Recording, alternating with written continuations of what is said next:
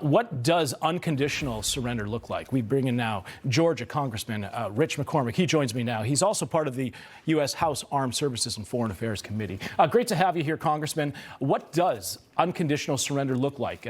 You've been in favor of this, taking out the Iranian regime. I want to play a soundbite from yourself here at a recent hearing. Watch. In some ways, I would say we've been at war with them for about 50 years. We've been attacked over 40 times through their proxies and their weaponry. We've had Georgians recently killed by their weaponry. So that was your comment there, sir. We know that this is dragging on, but also President Trump has a mission here. He wants to ruin the regime. He wants the whole country to be changed. Where are we at? And what does victory look like in your opinion? Yeah, I've actually been saying this for years. When Biden was president, if they're firing on your ships, sink their Navy. If they're firing on your people, take out their weaponry, take out their production of their weapons. This is nothing new for us. We've been at this for decades. We've lost about 1,000 Americans. In one attack in Beirut, we lost 220 Marines. These people mean to do us harm. We are the great Satan to them. If they ever have a chance, if they kill 50,000 of their own people, imagine what they would do to Americans. The threat is absolutely real, and the pursuit of nuclear arms and the delivery systems that they're pursuing changes everything. We can't sit on our laurels any longer. This is not about Trump. I said exactly the same when Biden was in control of our armed services.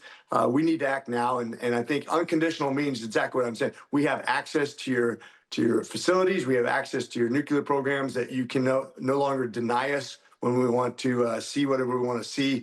And basically, we control your exports for a time until you prove that you can actually be good stewards of your own wealth. And Iran is still targeting the U.S. and our allies. We do know that. Israel says that it's now facing these cluster munitions, missile attacks against civilians. The question right now is who is leading Iran?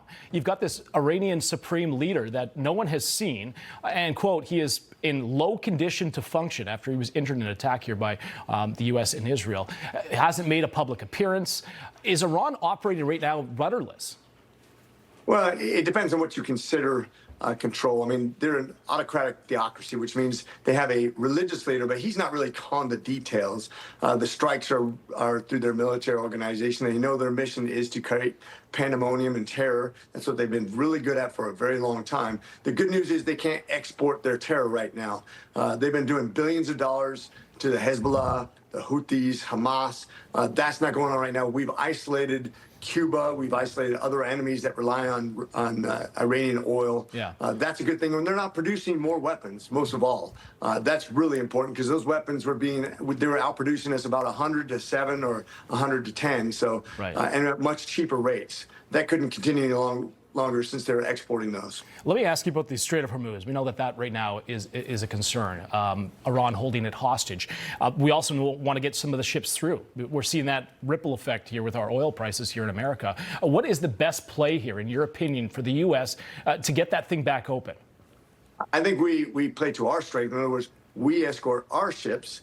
And then when people see, oh, look, we can do this militarily, other countries can do the same thing. We're not responsible for ushering everybody's ships. It's not possible, quite frankly. It's only about a 22-mile strait. It's going to take a lot of warfare to make sure that weaponry doesn't get through, that the mines are cleared. People are going to have to trust in that. We're going to have to lead the way, or nobody else will take that chance, considering other ships have already been struck. All right. We will see what happens next. Clearly, President Trump, on that True Social post today, he says that Iran is completely decimated, but that Strait of Hormuz is certainly a concern here for us in the homeland. Congressman Rich McCormick, thank you so much. I appreciate you coming on. Good to see you.